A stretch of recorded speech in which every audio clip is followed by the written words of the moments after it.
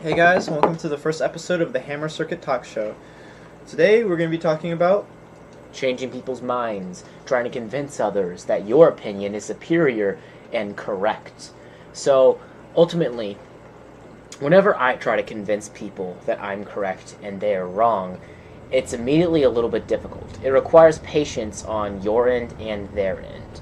Ultimately, I believe being a good listener really plays a strong role in that, because if you're not a good listener, then you can't even begin to understand their point of view. And if you can't understand their point of view, how are you supposed to change it? You know what I'm saying? you really want to understand when it comes to something like an opinion.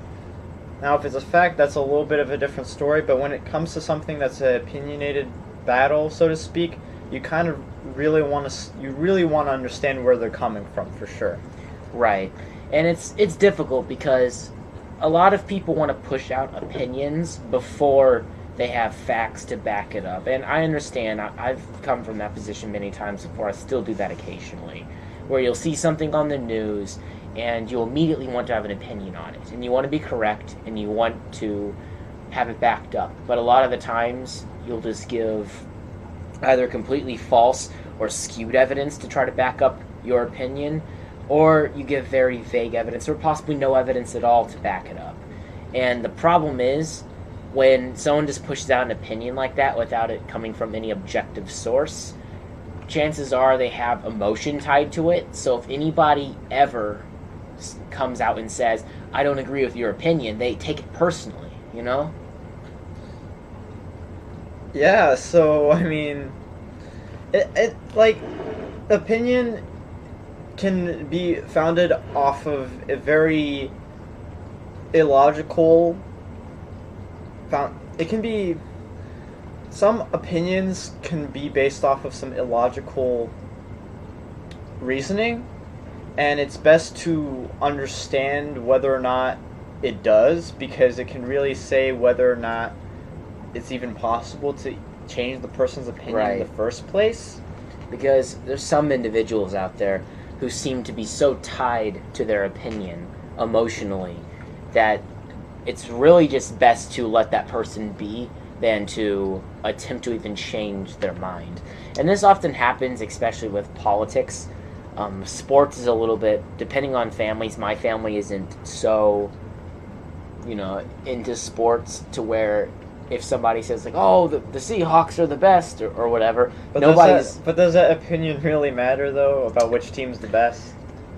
Some people really are. I mean, you could look at it statistically, and by looking at the logistics, I guess, and you can say, well, looking at the data, this team has done the best this season. Yes, you can do that, but, like, to what point is that really... I mean, it has to do with the emotional investment, basically. Right.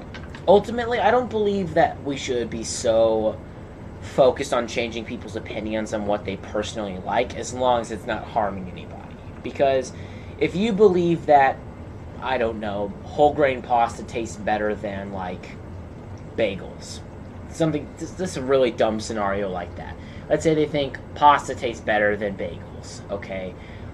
Big whoop, that's not hurting anybody, okay? Just because somebody prefers bagels or pasta over one another, it's not going to do anything. But if somebody believes that climate change isn't real, that could potentially But the thing is, like, that's not an opinion anymore. That's that's a belief that they have that's based off of false facts or false evidence. They believe... It's interesting. Some people believe that based on no evidence whatsoever. Other people will believe it to support their agenda or special interests. So another thing is that you have to make sure that the people who have their opinion, you need to know where they're getting their sources, because they might be getting it from the New York Times, or they might be getting it from some third-party obscure hoax website. Fake news. Fake news, possibly not all the news out there is meant to be informative per se. Some of it's just meant to generate sensationalism, so to speak. Some of it is strictly just people's take on it, but their takes aren't always based on anything objective. Mm-hmm. And this brings up another issue with changing someone's opinion.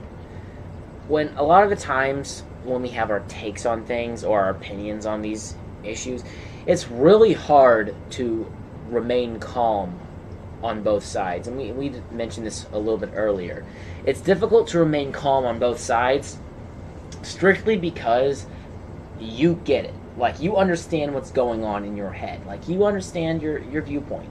The other person understands their viewpoint, but in contrast to yours, they don't match. So you almost come across a sense of frustration that they don't understand your viewpoint the same way that you do. This also, some of it also comes into the world that we see. I think it's part of Kant's philosophy, actually. You wrote an article on it, I believe. The world that we see is ultimately filtered by our senses, if you think about it. The way our mind perceives the world can be completely different than how some other person might perceive it. Right. And that was something that Kant really went into. This is why I enjoy his philosophy. It's because there's two different senses of freedom that he discusses. There's the libertarian freedom, which is, we're not trying to dump on any libertarians here, but that sense of freedom is you have the choice between various different options. And that choice is dependent on your desire. Which option do you want?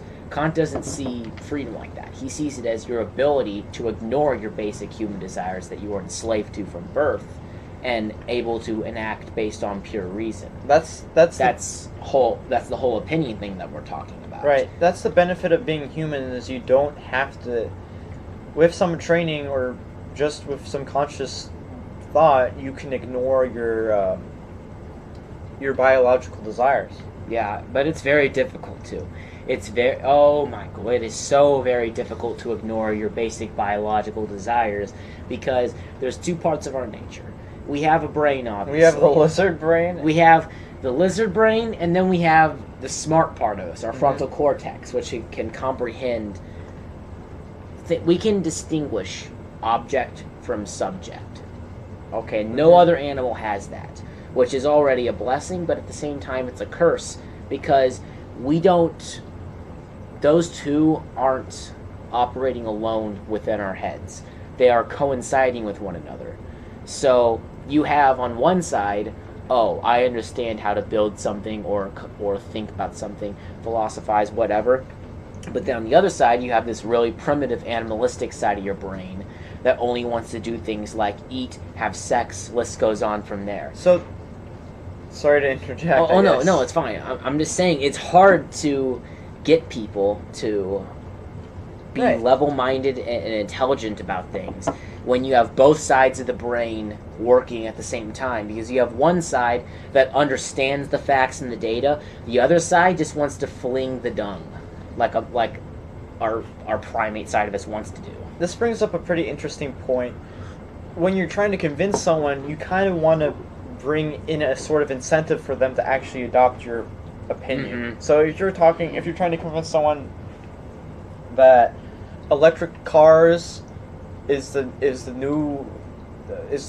next, you should buy an electric car or something, you need to say, well, you have to say, if you don't, so and so is going to happen. Your kids are going to be living in a polluted environment. Something that will strike an emotional chord with them. Something that has to do with their desires. Because another one is, like, for example, the desire to love and care for someone. If their children are going to die, there's this thing called motherly love. Not any mother wants that to happen to the child, for the child to be sick or unhealthy or to die. So. Mm-hmm. And that's a really good point. During my CCL, the Citizens Climate Lobby, during my training with them, they really recommend finding common ground between the two. Because when you find common ground and they can relate something personal, like you mentioned, and you both can relate on a personal level, you kind of are almost shopping out the part of them that just wants to fling dung. Because when you get their primitive, crazy part that just wants to fling the dung, when you get that chopped out and kind of settled down a little bit to where you both have the connection in that sense, I'm explaining this horribly right now. Yeah. But yeah, you're like, yeah, Carter, you kind of are. But when you both connect on the basis of common ground, right? If you both have something in common that is purely subjective, right? Or in relation to something in your own personal life. When you can both do that, suddenly it gives both sides the incentive to not escalate things to violence or irrational speech. Right. That's what happens. So you're chopping out the part Mhm. that's going to be irrational speech or escalating things when you have that common ground. So that's very important when you're trying to convince somebody else that your opinion or side is So correct. basically, to elaborate on that, you need to understand what their perceived world is or perceived reality is, and what your perceived reality is, and find a bridge between the two, so that way the stuff that you're saying makes sense in their reality. I'm not trying to say that everybody is within their sort of own delusion, but to a certain degree, kind Well, of. folks, it's difficult to say that we aren't living in our own little worlds, because we each are, in a way, living in our own little worlds. So we are. It's easy for us to all be delusional, and this isn't. Have you ever watched a documentary on Netflix in relation to strange cults or organizations of that fashion? Well, I mean, any religion can be a cult. And yes, in a sense. So, really, whenever you watch those, you think to yourself, how could somebody ever fall for this? Like you hear, there's this one that's really crazy. What is it called? I believe it's either called Jedi or the Force. There's people, I believe it's in Australia. They believe in Jedi, Sith, the Force, and Star Wars, essentially. That's what they believe. That's their religion. So, they believe that to be true. And you think to yourself, how could they possibly believe that the Force and that stuff is real? And the only explanation is that we all have our own perception. And since we all have our own perception, that means every single one of us is capable, to some degree, to believing anything. Yeah. What I'm saying is, you can take anybody, sit them down, and after a certain period of time, you can convince them that a dog turd is a Tootsie Roll. That's really what I'm saying here. It's kind of similar to the... I have no idea about Scientology, just a disclaimer, but it's kind of similar to the way that the Scientologists indoctrinate people into their, I guess, religion or cult or something. They ask the person a series of questions and then they eventually just break. And have you seen the documentary on Netflix I saw, about that? I think I ever saw a documentary on YouTube or something, but they showed an example and it was just like really like it's a bizarre high pressure stuff. System. So that relates to what we were saying earlier. Sometimes you just got to cut your losses with some debates or arguments, because when you have somebody that truly believes that their dog turd is a Tootsie Roll, it's better to just end it right there, because their own little world, their own little perception is just so opaque. They are never going to distill that really tainted view of the world that they have. Yeah, so shifting into a different gear, if you're having an argument with somebody, you have to, every once in a while, talk to yourself in your head and just think, what's the value or result of this argument? Is it really going to achieve anything? Yeah. Type of thing? Because if you're arguing about whether a character in a video game in a DLC pack should be in there or not. Yeah. Does it really matter? Does it really? No, not really, yeah. Honestly, if you and think sometimes about it. We get into these arguments with family and friends. And this is what's really important. You have to decide, is it worth losing a friend or a family member? Is it worth having a disconnection between you and them over a silly, stupid argument? Is that worth it? That's what you have to ask yourself. And most of the time, I think we can say it's not. Though the main exception to that is that if it has to do with your values and you want them to know that those are your values and they shouldn't be stomping on them per se. Mm-hmm. For example, if you value your family and someone's saying, hey, family is worthless, you kind of want to let the person know, like, listen, I believe you. I mean, it really has to do with how you approach the argument. You have to say, you don't have to, but you kind of want to establish a middle ground. You believe that family is worthless, but to me, my family has provided a lot. So Right. So if it does ever happen where there's a clash of values, it's very important, I mean, with any argument, so to speak, that you establish some sort of middle ground. Yes, you have your differences, I have my differences, but we can't really change that. That's who we are as Right. people. And some of our values, especially when we're trying to convince one another otherwise, sometimes what's a better approach for that is to just accept that we each have our own values. They're not necessarily wrong or right, but they work differently for different individuals.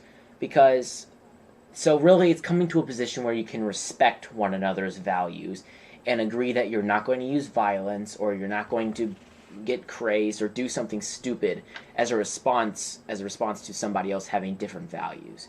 And this is important, especially with religious values. There's some people out there in different religions who will kill each other over their different values because they're not willing to compromise their own. Well, I don't think we're going to have to compromise anybody's values. I think if we can just accept that we need some middle ground, we need to accept that other people aren't going to change their values necessarily. But then at the same time, we can't force upon our values to them. They can't force their values onto us. So really what we're going to have to do is find a way to respect one another in their same environment. And that goes from religion to values of non-religious values that just differ among different households. List goes on from there. So, when it comes to convincing someone, if you really want to convince them, you have to give them a reason to believe what you're saying. Mm-hmm. Basically, there has to be a certain level of trust involved, a certain level of authority. Not authority with force per se, but just a natural, like, reputation, right? Yeah. Yeah. Because, I mean, if you're the guy who honestly just doesn't seem like the person who's up to date most of the time, then your opinion or your reputation wouldn't not necessarily be the best when it comes to trying to convince someone. Mm-hmm. So. This is something really important with politics, especially now, where we are more divided than ever before. You see people who have two different sets of values as far as political beliefs, and instead of understanding one another, coming to mutual respect, or trying to, give incentive to change somebody else's values, instead of doing something along those lines, we instead just decide to give up, yell at one another, do something like that.